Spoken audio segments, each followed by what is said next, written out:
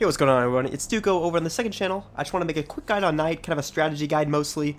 If you're trying to get into Knight or want to improve at Knight, because he is my main, and I enjoy him a lot, and there's a lot of things that people don't know about him, so let's get into it. Alright, so we're in the game now. I'm just going to real quickly kind of go over what each guard excels at and what they're limited by.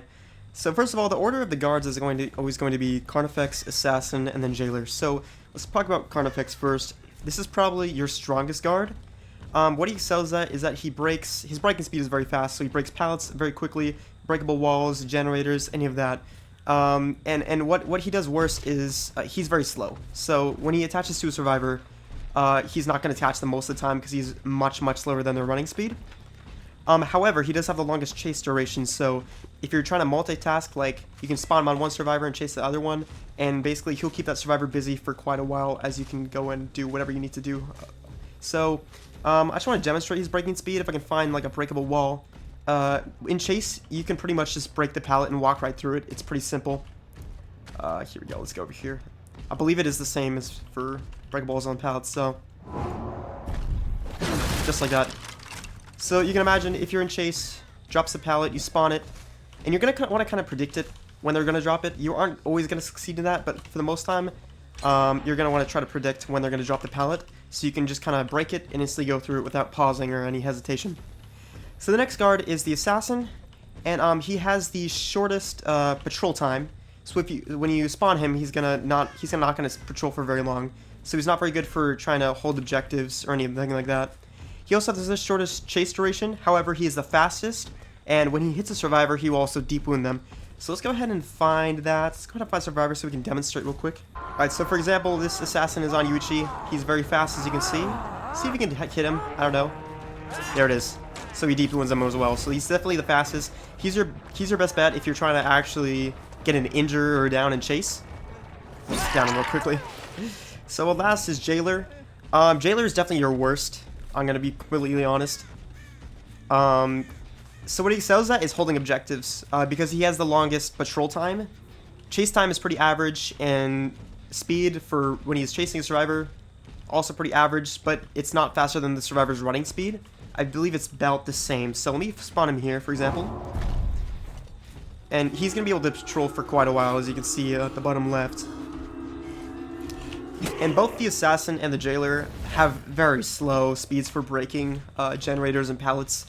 So you're gonna mostly want to use Carnifex for breaking pallets. However, you can kind of close off loops if you have pallet only loops by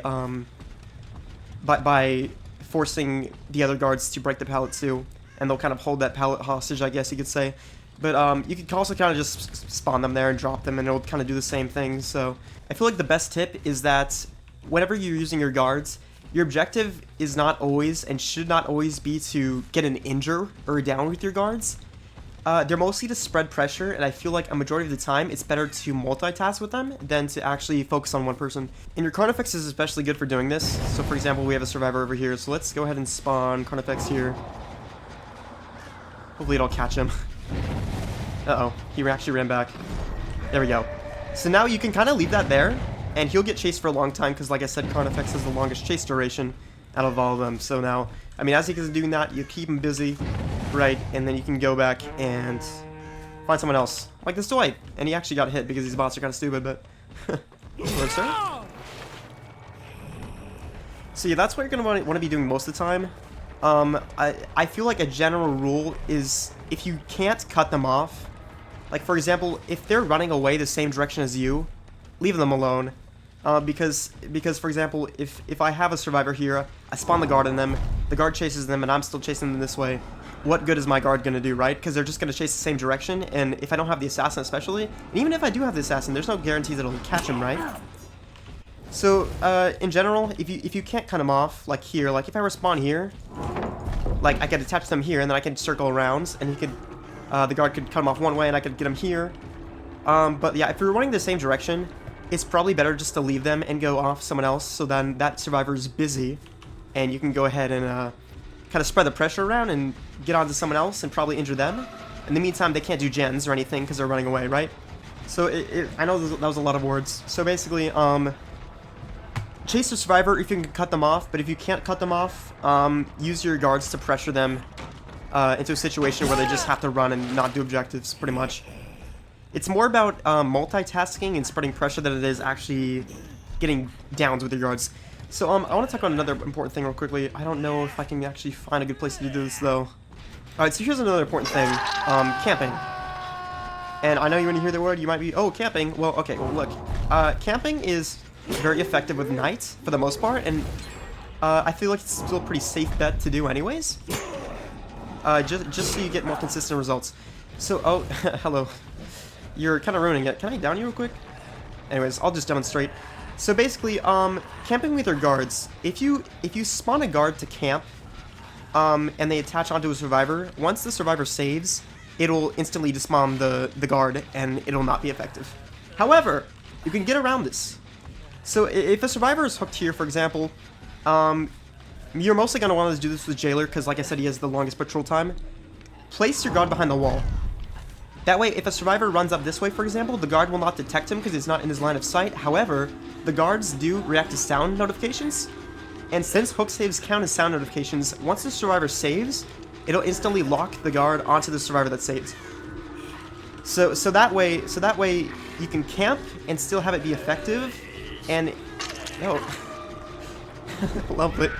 Forgot about the new anti-camp measures, so don't do that. But yeah, if you spawn your guard behind the wall, it'll attach onto the survivor once they save, and then you can also just kind of have that pressure while you're somewhere else on the map completely.